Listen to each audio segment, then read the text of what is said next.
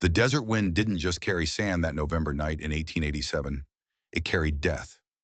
Margaret Hayes stood on her porch, 58 years of hard living etched into the lines around her eyes, and watched the moon play tricks on the mesa.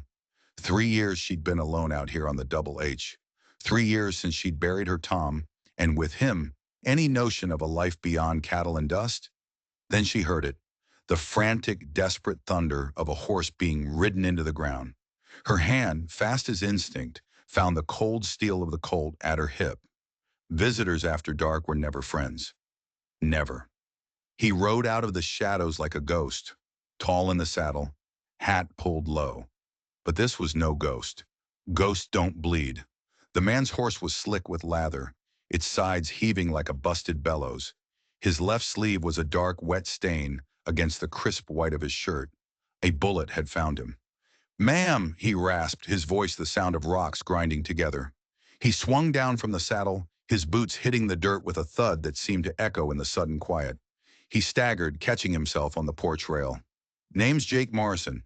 My horse is done, and I'm not far behind." Margaret's breath hitched in her throat. She was a widow, a rancher, practical.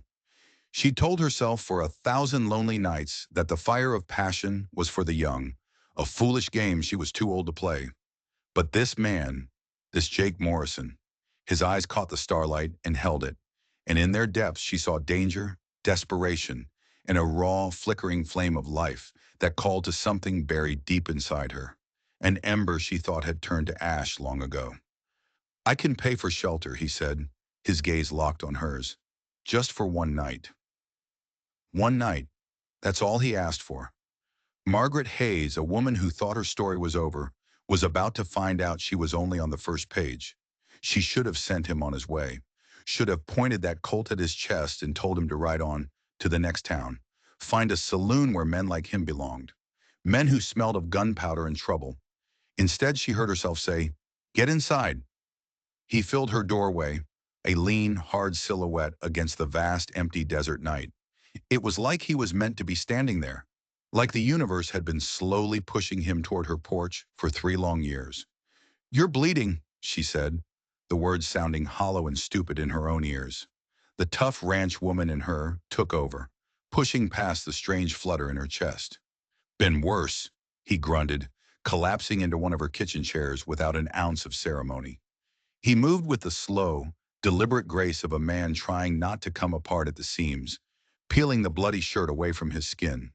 The lamplight danced across a landscape of muscle and scars. Old scars, new scars.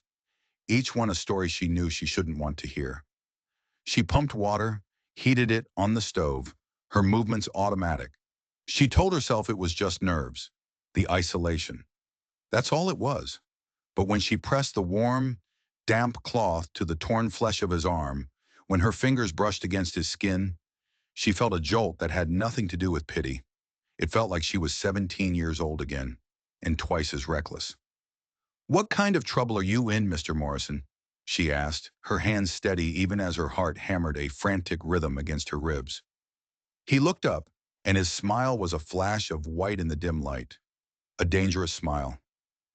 "The kind that finds you, ma'am, whether you're looking for it or not." "Who's looking for you?" "Man named Silas Kane." The name meant nothing to her, but the way he said it sent a chill down her spine. "And what does Silas Kane want with you?" "Something I took from him," Jake said, his voice low. Margaret finished bandaging the wound in a thick, heavy silence. She'd learned to read men out here in the wilds. You had to survive. And Jake Morrison was a book written in a language of violence and survival she barely understood. But when he looked at her, he wasn't looking at a 58-year-old widow. He was looking at a woman, and her carefully built walls, the ones that had kept her safe and alone for 3 years, began to crumble. "You can take the spare room," she heard herself say. "One night." "Obliged, ma'am." He stood, his bare chest catching the lamplight. He was so close she could smell the leather from his holster, the gunpowder on his clothes, and something else. Something that was just him. It made her mouth go dry. He went upstairs and Margaret sank into a chair, staring at the bloody rag on her kitchen table. What had she done? Who had she just let into her home? Into her life? She picked up his discarded saddlebag to move it out of the way. It was heavy. A corner of something stiff poked out from an unbuckled strap. Curiosity, that old serpent, got the better of her. She pulled it out. It was a photograph, worn and creased from being held 1,000 times. A beautiful young woman with Jake's eyes and a small boy with a gap-toothed grin. His wife and son. The man running from trouble had a family. A family he'd left behind, or a family he was running to. Or maybe he wasn't running from Silas Kane because of something he took. Maybe he was running because of something he did. Dawn in the Arizona desert is a cruel and beautiful thing. It promises a new day while reminding you of the harshness of the one before. Margaret woke to a sound she hadn't heard since Tom was alive. The rhythmic, powerful crack of an axe splitting wood. She went to the kitchen window and there he was, Jake, bare-chested in the cool morning air, her axe swinging in his hands like it was an extension of his own arm. Sweat glistened on his back, the muscles cording and releasing with each perfect strike. She watched, her coffee growing cold, a forgotten ache stirring deep inside her. When had she stopped seeing herself as a woman?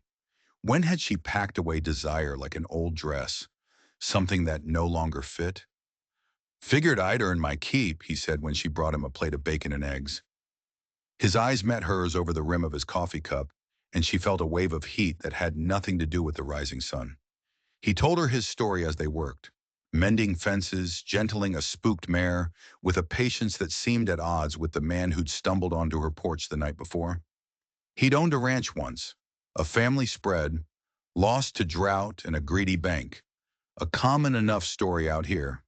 But as he spoke, Margaret found herself watching his hands, strong and calloused, yet impossibly gentle with the nervous horse. She watched the way his jeans fit, the easy way he moved. He was a good man, a good, hard-working man. But good men didn't usually have bullet holes in their arms. That evening, as the setting sun bled crimson and gold across the mesas, she decided to ask. She put the worn photograph on the table between them. You said you were running from a man named Silas Kane because of something you took. She looked him dead in the eye. Was it them? His face hardened, the easy charm vanishing like a mirage. He picked up the photograph, his thumb stroking the image of the woman. This was my sister, Clara, and her boy, Leo. Was. The word hung in the air between them. Silas Kane wanted our land, Jake said, his voice flat and dead. The same way the banks always do. He pushed. We pushed back. One night there was a fire. An accident, the sheriff said. But it wasn't. He finally looked up from the photo, and the raw grief in his eyes was so powerful it almost knocked the wind out of her. I was away. When I got back, they were gone. Both of them. Margaret felt a pang of shame for her suspicion. This wasn't a man running from the law. This was a man running from a ghost. What did you take from him, Jake? She asked softly. Proof, he said, his voice a low growl. A signed ledger. Proof that Kane has been running ranchers off their land for years. Proof he hired the men who set that fire. He looked around her small, cozy kitchen. He thinks I have it with me. He wants it back, and he wants me dead so I can never testify. So this wasn't just a drifter. This was a witness. A man carrying a burden that could get him killed. He wasn't running from trouble. He was trouble's primary target. Where is the ledger now? Safe, he said. I sent it to a U.S. Marshal I trust in Prescott. It should be there by now. He let out a long, weary breath. I just needed a place to lay low for a few days. Let the trail go cold. Then I'm gone.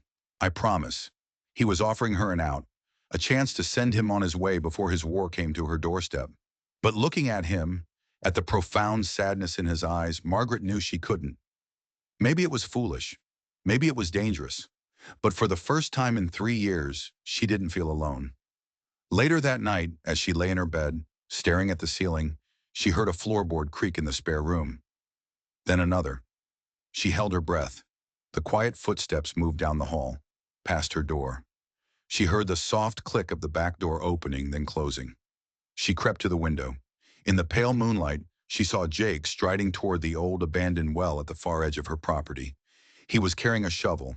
He hadn't sent the ledger to a marshal. He wasn't just laying low. He'd brought the proof with him. He'd brought Silas Kane's war right here, to her home, and he was bearing the evidence just 100 yards from where she slept. The next 2 days passed in a strange, tense dream. They worked side by side, the unspoken secret of the buried ledger hanging between them. Every passing rider on the distant trail made Jake's hand drift toward his gun. Every gust of wind sounded like approaching hoofbeats. The ranch, her sanctuary, now felt like a trap waiting to be sprung. Margaret was on edge, a 58-year-old woman caught in a young man's game of death. But something else was happening too. In the quiet moments, over shared meals and silent sunsets, a fragile intimacy began to grow. She saw the man behind the grief, the humor in his eyes, the kindness in his touch. He, in turn, seemed to see past her widow's weeds to the woman she used to be, the woman she was afraid she'd lost forever. He didn't treat her like she was old. He treated her like she was magnificent. On the third night, the sky broke open. A violent, furious desert storm descended on the Double H, the kind that turns dry arroyos into raging rivers. Lightning spiderwebbed across the black sky, followed by peals of thunder that shook the very foundations of the small ranch house. They stood on the porch, watching the spectacle. The air was electric, charged with ozone and something more, something unspoken and powerful. "Never seen anything like it," Jake murmured, his shoulder brushing against hers. The heat from his body seemed to seep into her skin, a warmth that had nothing to do with the humid air. "Desert rain," she said, her voice barely a whisper above the storm. "Violent, beautiful, and gone before you know it." She turned to look at him, and the casual words caught in her throat. He wasn't watching the storm, he was watching her, and the look in his eyes was as raw and elemental as the lightning splitting the sky. "I'm not I'm not young, Jake," she stammered, feeling a sudden, desperate need to warn him, to warn herself. "I don't want young," he said, his voice a low rumble that vibrated through her. "I want strong. I want real." He raised a hand, his callous thumb gently tracing the line of her jaw. "Christ, Margaret, don't you know what you do to a man?" And then he kissed her. It wasn't a soft, gentle kiss. It was hungry, desperate, a release of all the tension and fear and loneliness that had been building between them. It was thunder and lightning and rain. It was the kiss of a man who thought he might be dead tomorrow and a woman who had thought she was already dead. She kissed him back with a ferocity that surprised them both, her hands tangling in his hair, pulling him closer.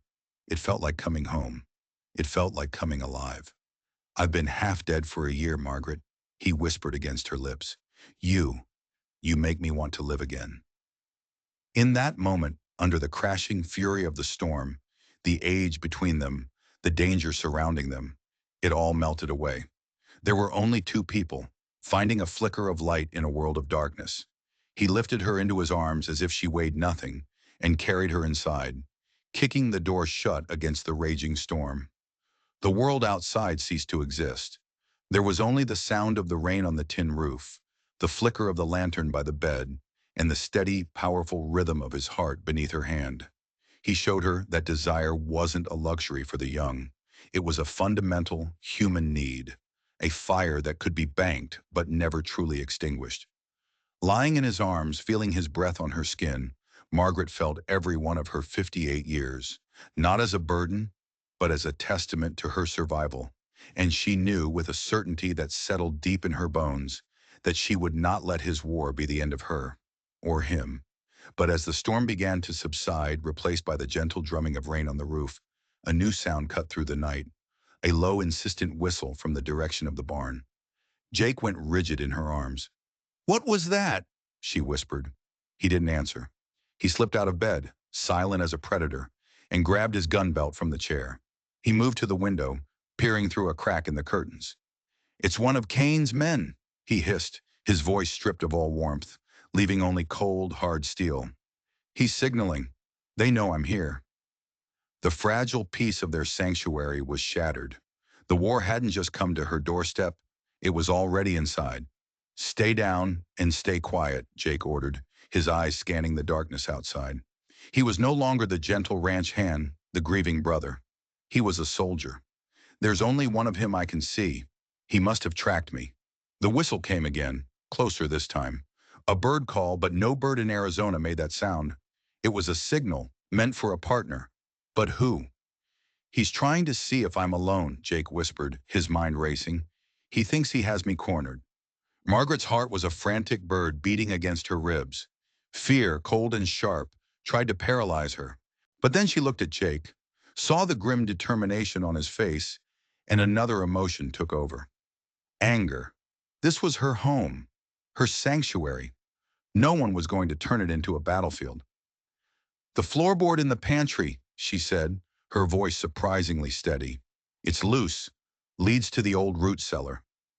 Jake looked at her, a flicker of surprise in his eyes. Good. Go. Now. Not without you. Margaret, this is my fight. You made it my fight when you buried that ledger in my yard, she shot back. He had the decency to look away. There's a small window in the cellar, faces the west pasture. You can slip out, circle around behind him. It was a crazy plan, a desperate gamble, but it was the only one they had. He hesitated for only a second, then he nodded. He pressed his Colt into her hand. You know how to use this? She gave him a look that said it all. She'd lived alone in this wilderness for 3 years. Of course she knew how. Don't shoot unless you have to, he said. Just buy me time. He gave her one last hard look. Be safe. Then he was gone, melting into the shadows of the house. Margaret crept into the pantry, the cold metal of the gun a strange comfort in her hand. She eased herself into the dark, musty space of the root cellar, pulling the loose floorboard back into place above her. She could hear the faint sound of the rain and the frantic pounding of her own blood in her ears. Minutes stretched into an eternity. Through a crack in the floorboards, she saw a shadow pass by the kitchen window. A man, tall and thin, holding a rifle. He was moving toward the back of the house, toward the spare room where Jake had been sleeping. Then she heard it, a crash of glass from upstairs, followed by a shouted curse. The gunman had found the empty room. He knew he'd been spotted. The back door burst open. Heavy boots stomped into the kitchen just feet above her head. She held her breath, praying he wouldn't think to check the pantry. Come on out, Morrison, the man yelled, his voice echoing in the small house. Kane just wants his property back. Give it to us, and we'll let the old lady live. Us, there were more than one. The whistle wasn't for a partner who was here. It was a signal to a partner who was coming. Margaret's blood ran cold. Jake had gone out there thinking it was one man. He was walking into a trap. She had to warn him. She peered through the cellar's small dirt-caked window. It was barely a slit at ground level, offering a sliver of a view of the yard. The rain had slowed to a drizzle, and in the distance she saw them. 2 more riders moving in slow, confident silhouettes against the gray, pre-dawn sky. They were flanking the house, cutting off any chance of escape. Jake was out there somewhere, trying to circle around on one man, while 2 more were closing in on him. She couldn't stay hidden. She had to do something. Create a diversion, give him a chance. Her eyes landed on the collection of old kerosene lanterns stored in the corner of the cellar. Tom had always kept them filled, just in case. They were a fire hazard, he'd always said. A desperate, terrifying idea began to form in her mind. She grabbed the largest lantern. Her hands were shaking, but her purpose was clear. She uncapped the spout, sloshing the flammable liquid onto a pile of old burlap sacks near the cellar entrance, directly beneath the pantry. Then she heard Jake's voice from outside, a sharp, clear yell. Over here, you dogs! He was drawing them away from the house, drawing them toward the barn, toward the open ground where they'd have a clear shot. He was sacrificing himself for her. No, she whispered. She struck a match. The tiny flame trembled in her hand. She looked at the flame, then at her home. The home she'd built with Tom, the place she thought she would die. She was about to set it on fire. For a man she'd known for 3 days. She dropped the match. The burlap sacks went up with a sudden, violent whoosh. Flames licked up the dry wooden walls of the cellar, and thick black smoke began to pour through the floorboards into the kitchen above. The gunman in the kitchen started coughing, shouting in surprise and anger. What the hell? Margaret scrambled for the small cellar window, choking on the smoke. She kicked at the grimy pane of glass, shattering it, and squeezed through the narrow opening, cutting her hands on the broken shards. She tumbled out into the wet dirt, gasping for fresh air, just as the first flames began to break through the kitchen floor. The three gunmen, their attention now torn between the barn and the burning house, were momentarily confused. And in that moment of confusion, Jake made his move. A shot rang out from the hayloft of the barn. One of the riders cried out and slumped over in his saddle, his horse bolting in panic. The other two spun around, firing wildly at the barn. The man who had been in her kitchen ran out the front door, away from the fire, right into Margaret's line of sight. He was a monster who had invaded her home, who had threatened her life, who was trying to kill the man who had reawakened her heart. She raised the Colt just as Jake had taught her. Both hands. Steady aim. Squeeze, don't pull. She squeezed. The gun bucked in her hands, the sound deafening. The gunman crumpled to the ground. The world went silent, save for the crackle of the flames now engulfing her home and the soft drumming of the rain. The last remaining rider, seeing his partners fall and the house go up in a pillar of fire, dug his spurs into his horse and fled into the darkness. It was over. Margaret stood there, rain mixing with tears on her cheeks, the heavy Colt still in her hands, and watched her past burn to the ground. Jake scrambled down from the hayloft and ran to her. He stopped a few feet away, his face smudged with dirt, his eyes wide with a mixture of horror and awe. He looked at the man she had shot, then at the burning house, then back at her. "Margaret," he breathed, his voice full of an emotion she couldn't quite decipher.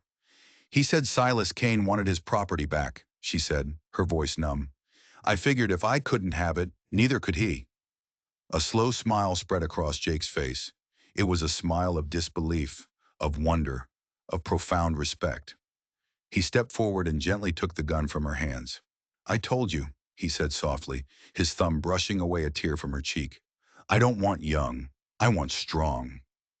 The fire raged, consuming everything she owned, every memory, every ghost. And in the warm, orange glow of the flames, Margaret Hayes didn't feel loss. She felt a strange, terrifying, and exhilarating sense of freedom. She had nothing left. Nothing but the clothes on her back, the desert at her feet, and the man standing in front of her. And she realized that might be everything she needed. They stood there until the flames died down, leaving a smoldering, blackened skeleton of the home that had been her entire world. The sun was rising, casting a pale, watery light on the scene of destruction. The bodies of the two gunmen lay still in the mud. "We need to go," Jake said, his voice urgent. "That other one, he'll go straight back to Kane. They'll send more men." Margaret nodded, numb. "Go where?"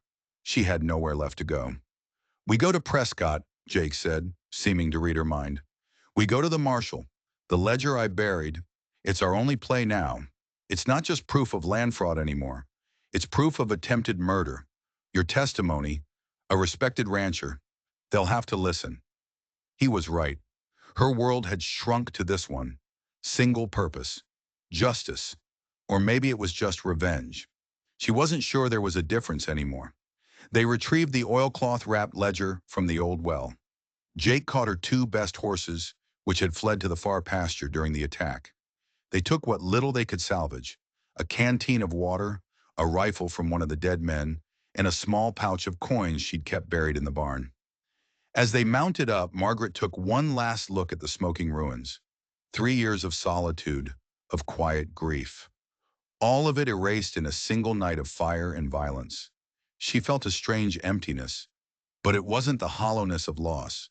It was the vast, open space of a blank page. "Ready?" Jake asked, his horse restless beside hers. She turned her back on the wreckage and looked at him, at the man who had brought this storm down upon her, but who had also stood with her in the heart of it. "Ready," she said. The ride to Prescott was a grueling, 2-day affair. They pushed the horses hard, constantly looking over their shoulders, expecting to see a dust cloud of riders on the horizon. They spoke little, the shared trauma of the fire creating a bond that didn't require words. At night, they took turns standing watch, sleeping fitfully under the cold desert stars. During his watch one night, Margaret woke to find him staring into the dying embers of their small fire. the ledger resting on his lap. "You ever think about just destroying that thing?" she asked, her voice soft in the immense quiet. "Riding away? Starting over where no one knows your name?" He looked up, his face illuminated by the faint glow. "I did. For about a year. After Clara, after the fire, I ran. I tried to forget." He looked down at the ledger.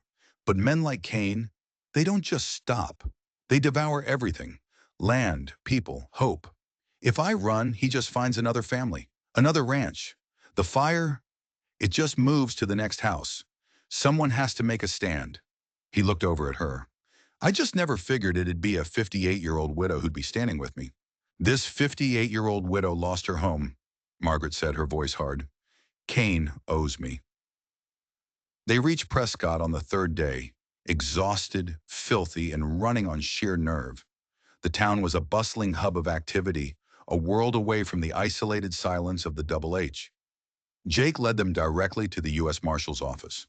The marshal was a man named Elias Thorne, a tall, stern-faced lawman with eyes that seemed to see right through you. He listened to their story without interruption, his expression unreadable. When they were finished, he took the ledger and spent a long time examining it. Finally, he looked up. "I've been building a case against Silas Cain for 2 years," he said, his voice a low baritone. "Land grabs, intimidation, suspected murder. But I've never had anything solid, just whispers, rumors." He tapped the ledger. This is the key. Names, dates, payments to hired guns." He looked from Jake to Margaret. "With this, in your testimony, Mrs. Hayes, we can finally stop him." A wave of relief so powerful it almost made her dizzy washed over Margaret. It was going to be over. But Marshal Thorne wasn't finished. "However," he continued, his face grim, "Cain is not a man who will be taken easily. He has connections. He has money. He practically owns the territorial judge in Tucson. If he gets wind that you're here, that you have this ledger, he won't send 3 men.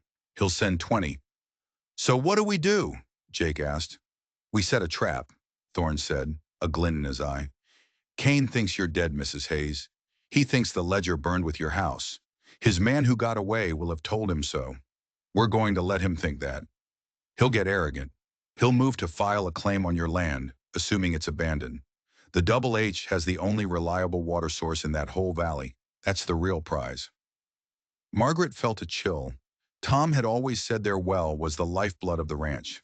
She'd never realized it was a prize worth killing for. "I have a deputy," Thorne continued, "who has been deep undercover in Cain's organization for 6 months. I'm going to send word through him, a rumor, that a single page from the ledger survived the fire, and that the old woman who lived at the ranch wasn't found in the wreckage." "You're using me as bait," Margaret said. It wasn't a question. "I'm giving you a chance to catch the man who destroyed your life," Thorne corrected her gently. "Cain won't be able to resist. He'll have to come himself to make sure the last loose end is tied up, and when he does, I'll be waiting." The plan was terrifying. It meant going back to the one place on Earth she thought she'd never see again. "Where will this meeting take place?" Jake asked. Thorne looked at Margaret. "He has to believe it's real. He'll want to meet you where he thinks you're vulnerable, where you feel safe." He paused. "He'll come to the ruins of your home." The journey back to the Double H was surreal. This time, they weren't alone.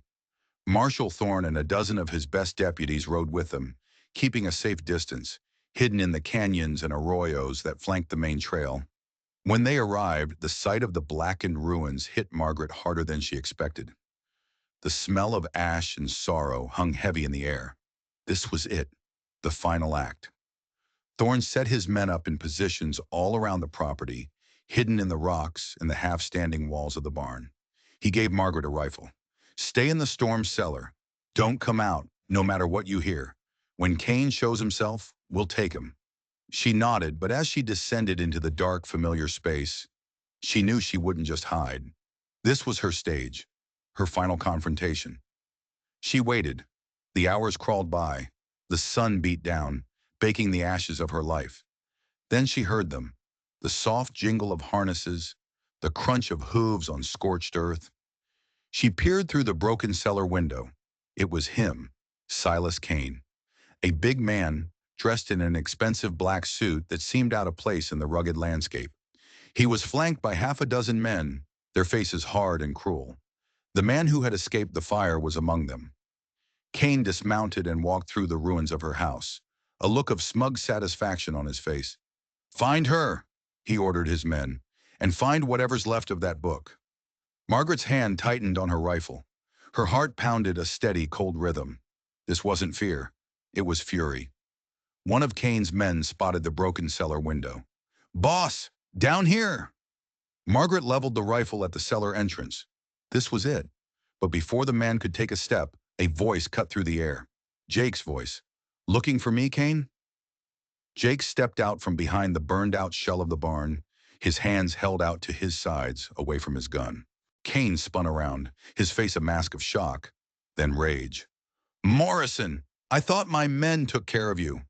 "Your men weren't good enough," Jake said, his eyes locked on Kane. It was a distraction, a brave, foolish, beautiful distraction. Jake was drawing all the attention, giving the marshals a clear target. "No matter," Kane sneered, raising a pistol. "I'll finish the job myself." That's when Margaret made her move. She burst out of the cellar, not from the main entrance, but from a collapsed section of the wall she'd discovered earlier, coming up behind Kane and his men. "Looking for me, you son of a bitch?" she screamed, her voice raw with grief and rage. Kane and his men whirled around, completely surprised. For a split second, they were caught between Jake in front of them and Margaret behind them. And in that second, Marshal Thorne gave the order. "Federal marshals, drop your weapons." The world exploded in gunfire. Thorne's men rose from their hiding places, laying down a withering field of fire. Kane's men, caught in a perfect crossfire, fell one by one. Kane, in a panic, grabbed Margaret, pulling her in front of him as a shield, pressing the barrel of his pistol to her head. "Drop your guns or the old woman dies," he screamed. The shooting stopped. A tense silence fell over the battlefield.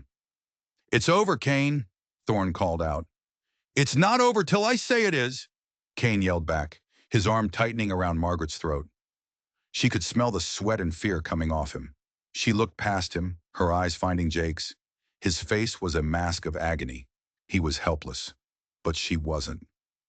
"You know, Mr. Kane," she said, her voice surprisingly calm, "my Tom always warned me about the rattlesnakes out here." She drove her heel down, hard on Kane's instep. He roared in pain, his grip loosening for just a fraction of a second. It was all she needed. She dropped, twisting, pulling him off balance. As they fell to the ground, a single shot rang out. Not from the marshals, from Jake. Silas Kane stiffened, a look of surprise on his face. A small dark hole appeared in the center of his chest.